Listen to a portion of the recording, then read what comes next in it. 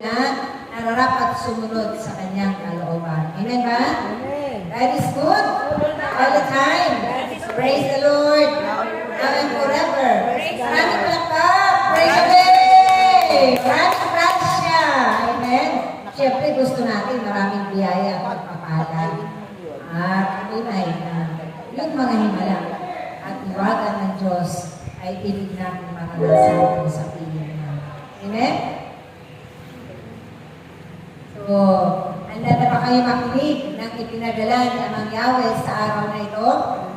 Upang pagsaluhan natin muli ang kanyang salita. Salita na nagbibigay kasiglahan sa ating mga buhay. Salita na nagbibigay inspirasyon, nagbibigay pag-asa, bumubuhay ng patay na pananampalataya. Amen? Amen. Kaya dito tayo, sinasanay ni Amang Yahweh upang magbahagi at magpalaran ng kanyang salita. Handa na ba kayo, mga kapatid? Amen. Handa na ba? Amen. Sabi nga, sa bawat pagtitipon, isa man o dalawa ay naroon siya sa kalagitnaan. Narito ba siya? Nananalig ba tayo na narito ang Diyos? Amen. Amen. Siya ang Diyos na buhay at nakapangyarihan sa lahat. Kaya't akin ang tatawagin ang maganayan tungkol sa paghahari ng Diyos sa ating panahon at sa nababagong panahon. Walang gilit pa ang ating masipag na ina sa bagong Jerusalem at patuloy na pinalalakas, pinagagaling, pinagaganda ni Amang Yahweh. Walang gilit iba ang ating minamahal na kapatid, Inang Hernie Guarda. Malakas na palakpak ating Diyos.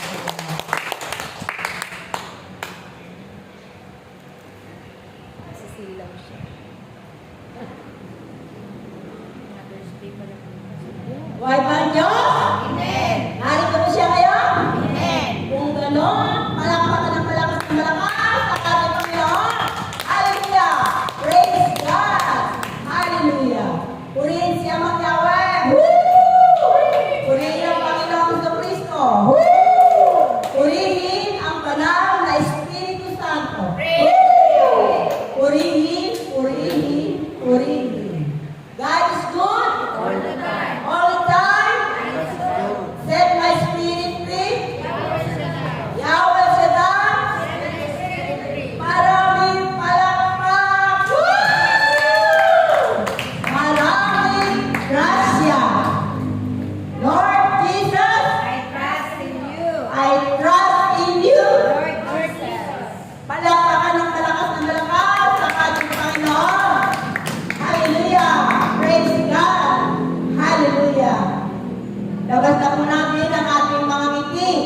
Bakit natin kailangan ngiti? Sapagkat tatanggapin natin si Jesus, ang salita ng Diyos. Sinabi ng ating Panginoon, nakikinig sa akin ang aking mga tupa. Kayo ba'y tupa ni Jesus? Amen. Kung ganon, makinig, makinig, makinig ang may pandinig. Amen. Palakpakan ng malakas na malakas ang ating Panginoon. Hallelujah. Praise God. Hallelujah. Amen. Ngayon naman, dadako na tayo sa ating magsasalu-saluhan. Mabuting balita ng ating Panginoon mula sa aklat ni San Juan, kabanatang 15, talatang 18 hanggang 21. Ano? Ang sabi, ang pagkapuot ng sanlibutan.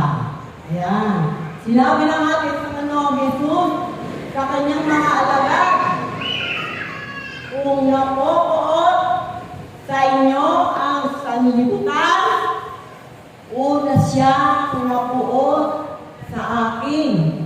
Alalahanin nyo, una siyang napuot sa akin. No? Bakit napuot ang sanlibutan kay Jesus? Bakit? Sapagkat ang sanlibutan ay hawak ni Satanas. No? Kaya, galit kay Jesus si Satanas. No? Sapagkat si Jesus ay Diyos. Kaya siya nagagalit kay Jesus. Sapagkat si Jesus ang ilaw ng sanlibutan. At si Satanas ang hari ng kadiliman. Kaya nga, no? Na isang kwartong madilim, kapag sinindihan mo ang ilaw, anong mangyayari? Magliliwanag. Mawawala ang dilim. No? Kaya kitang-kita na si Satanas ay talo ni Jesus. Kaya nga galit na galit si Satanas kay Jesus. No? Sapagkat ayaw niya maliwanagan ang mga tao. Yung mga taong natitimlan ang mga isip. Sabi nga, maraming tao ang ayaw pumunta sa ilaw. Ayaw pumunta kay Jesus. Bakit? Sapagkat malalantad ang kanilang mga gawa, kanilang mga masamang gawa. Kaya ayaw nila lumapit sa ilaw. No? Pero, kapagkat ang ating Panginoon ay ilaw ng sanlibutan, kapag ikaw ay lumapit sa Kanya, magliliwanag ang iyong kaisipan. Ikaw na natitimla ng isip, liliwanag yung iyong kaisipan. No? Yan ang ayaw ni Satanas, na ang mga tao ay maakay sa kabutihan, sa liwanag. O, diba? Sapagkat ang liwanag, yan ang mabubukas sa atin sa katotohanan. No? Sapagkat si Jesus ang katotohanan. Eh bakit ba galit na galit si Jesus, si Satanas sa Diyos? No? Bakit sila naglaban? No? Ano ang nangyari? Bakit sila ay naging magkalaban? Na? Sapagkat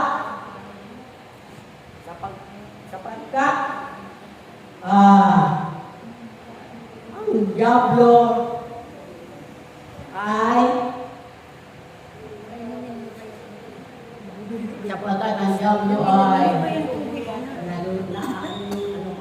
natutilo ang aking lalamunan. Hindi ko maip kayong bibig ko. Parang no?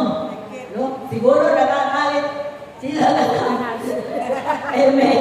Na ayaw niya ibuka ko ang bibig, no? Dahil bakit ganon, no? Siya pala'y kaaway ng Diyos, no? Kasi si Satanas, kilala niyo ba si Satanas? Amen. Dati kanang kamay ng Diyos.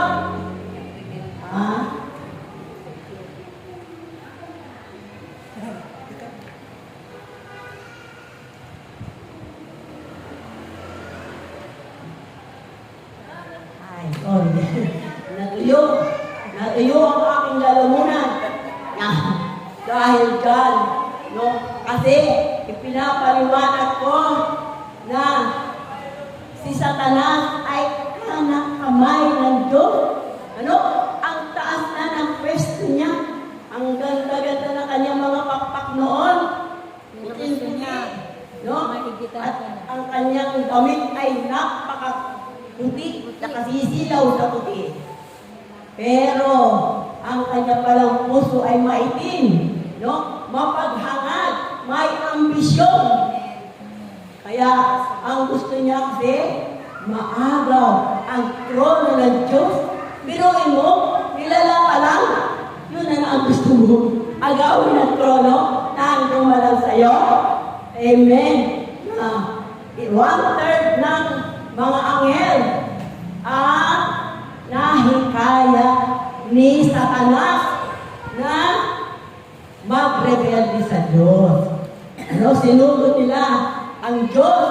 Ano ba ang nangyari sa kanila? Nanalo ba sila? Hindi. Mananalo ba sila sa Diyos? Yun ang pinakamakapangyarihan sa lahat. Ginawa lang sila ng Diyos. Amen. Kaya ano nangyari sa kanila?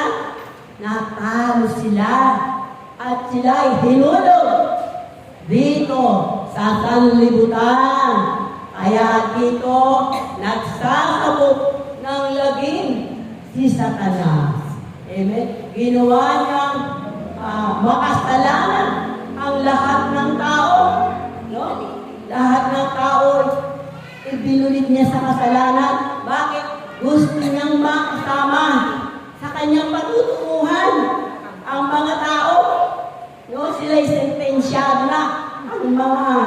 Sila Satanas ay sentensyado na. Bakit naman nagkaganyan ang itsura ni Satanas?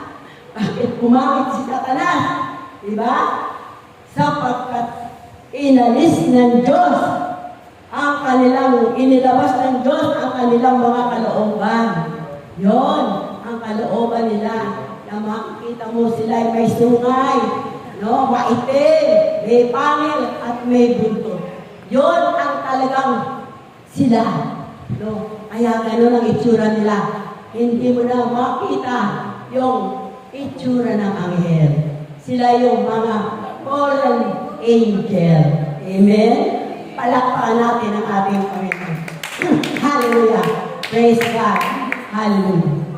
Kaya nga, natatakot, gusto nilang anuhin si Jesus. Sapagkat si Jesus ay gusto nilang kaya sila nagkagalit kay Jesus dahil sa tayo'y gustong iligtas ni Jesus sa kasalanan. Amen. Dahil labis ang pag-ibig sa atin ng Diyos, kaya isinugo niya ang kanyang buktong na anak upang tayo'y iligtas sa kasalanan. Sapagkat ang lahat ng tao ay makasalanan at mabubulig sa dagat-dagatang apoy ng impyerno. Amen! Lakpakan natin ang ating Panginoon. Hallelujah! Praise God! Hallelujah! Sinabi ng ating Panginoon sa kanyang mga alagad, kung kayo'y pinapupuotan ng sanlibutan, dahil hindi na kayo taga-sanlibutan. Kung kayo'y taga-sanlibutan, sana'y inibig ng kayo at kayo hindi nila kapupuotan. Pero dahil pinili ko kayo mula sa sanlibutan, hindi na kayo taga-sanlibutan. Taga-saan na sila? Taga-langit. Kapag si Jesus ay taga-langit, ang mga pinili ni Jesus ay taga-langit din. Diba? Ang sabi ng ating Panginoon, ang manalig, manampalataya, at mabautismuhan ay magkakaroon ng tanda ng kapangyarihan. Sino lang may mga kapangyarihan dito? Ayan. Lahat kayo mayroon namang kapangyarihan. Sabi ng ating Panginoon, sabi sa kanyang mga alagad, dahil sila'y nakapagpalayas ng demonyo, nakapagpagaling ng mga may sakit, sinabi ni Jesus, huwag kayong magalak dahil nakapagpalayas kayo ng demonyo o kaya nakapagpagaling ng mga may sakit. Magalak kayo dahil nakatala ang pangalan niyo sa langit. Ayan, di ba? Nakatala na ang mga pangalan natin sa langit. Kaya doon na ang ating tahanan ang ating tirahan. No? Hindi na tayo taga-sanlibutan kung hindi tayo ay tagalangit. Amen? Tagalangit. No? Tayo ay tagalangit na. Kaya nga, sabi ng ating Panginoon, tayo ay tagalangit na. Ano ang sabi niya? Matuwa, magalak, sapagkat tayo ay makakasama na niya sa kanyang kaharian. Pero, ang lahat ng mga binigyan ng kapangyarihan, no? At hindi ginamit ng tama yung kapangyarihan ibinigay, sabi nga, kailangan namin gamitin yung kapangyarihan ibinigay sa atin dito sa gawain ng ating Panginoon. No? Dapat yung kapangyarihan ay gamitin sa mabuti. Huwag natin gamitin sa masama. Kahit na nakatala na ang pangalan natin sa langit, merong mga pastor na gustong makapasok sa kaharian ng langit. Pero, ano sabi ng ating Panginoon? Sabi nila, kami nagpalayas ng mga demonyo, nagpagaling ng mga may sakit, nangaral kami sa pangalan mo. Ano sabi ng ating Panginoon? Hindi ko kayo nakikilala. No? Bakit? Sapagkat mapagawa kayo na masama. Amen. Kapag pala tayo, may kapangyarihan tayo, ginamit natin sa masama, so, hindi tayo papapasukin ng ating Panginoon sa kanyang kaharian. Amen? Kaya nga, yung mga may kapangyarihan, huwag niyong itago yung kapangyarihan niyo. Gamitin niyo sa mabuti at sa paglilingkod sa Diyos. Kapag kayo ibinigyan ng kapangyarihan, napakasarap pakinggan na kapag kayo may kapangyarihan na, nakatala na ang iyong pangalan sa langit. Amen? Kailangan lang natin maingatan.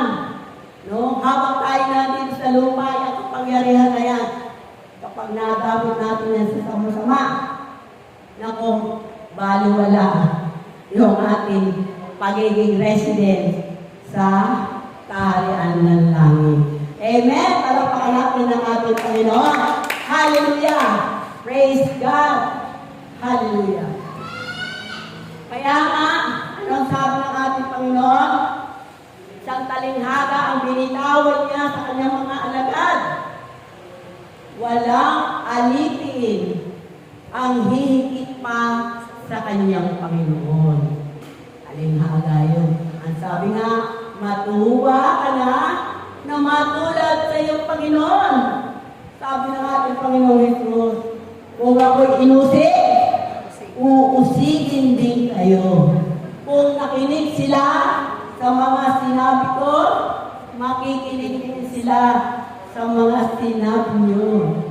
Lahat ng yan ay gagawin nila dahil sa akin, sapagkat hindi nila nakikilala ang amang nagsugo sa akin.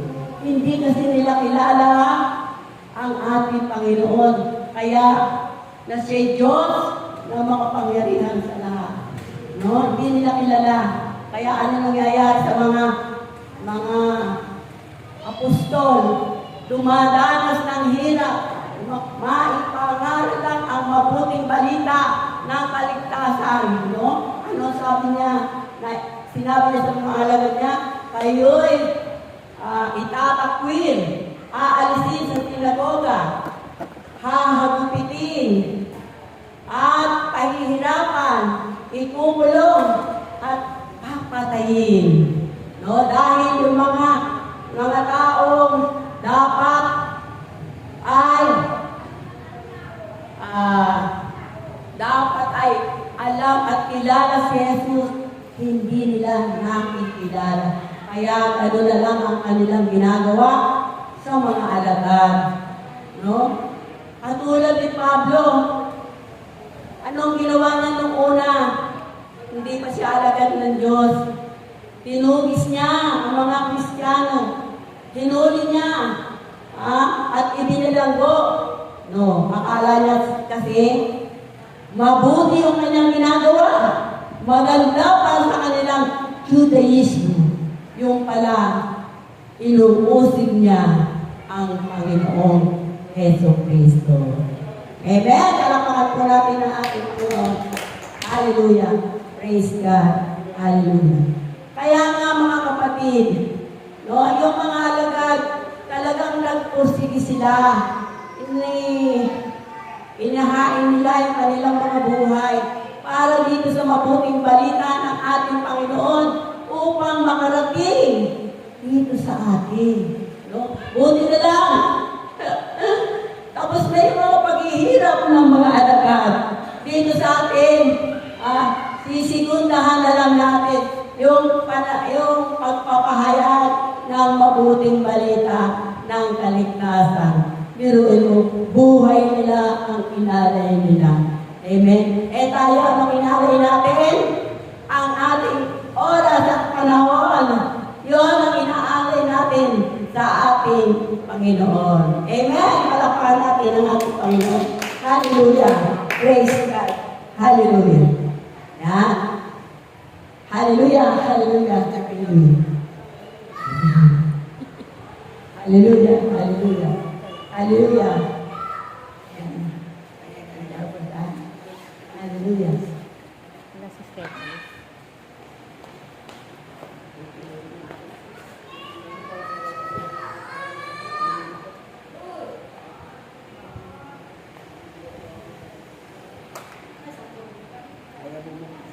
Ano talaga ay galing sa akin.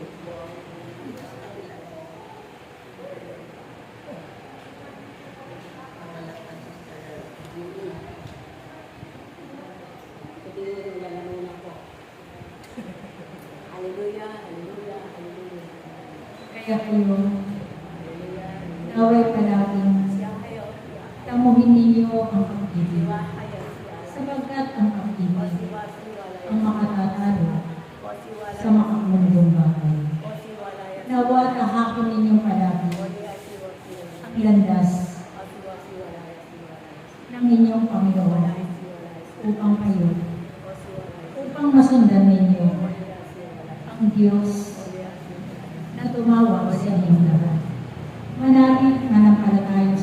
Manampalataya kayo sa Kanya, sapagkat ang Diyos na tumawag sa inyo ay Diyos na buhay, at ito ang Diyos ng pag-ibig. Kaya nawa palaging nananahan sa inyong mga puso ang Diyos na inyong pinaglilingkuran. Sumunod kayo sa Kanyang kalooban at tunay na hindi kayo malilito, sapagkat ang Diyos na tumawag sa inyo ay Diyos na buhay, na hindi niya kayo iiwan magpakailanman. Amen? Yan. Tayo magkaroon ng pag-ibig sa ating mga puso. Bakit? Sapagkat ang Diyos ay pag-ibig. Kung wala kang pag-ibig, walang Diyos sa buhay mo. Amen? Palakpakan natin ang ating Panginoon. Hallelujah. Praise God. Hallelujah. Kaya, mga kapatid, ang maitatagubilin ko lang sa inyo, huwag tayong tumalikod sa Diyos, gumawa ng masama, manatili tayo sa ating Panginoon upang manatili ang Diyos sa atin. Maglingkod tayo ng tapat hanggang wakas, ang naglilingkod ng tapat hanggang wakas, ang siyang maliligtas. Amen. Palakpakan natin ang ating Panginoon. Hallelujah. Praise God.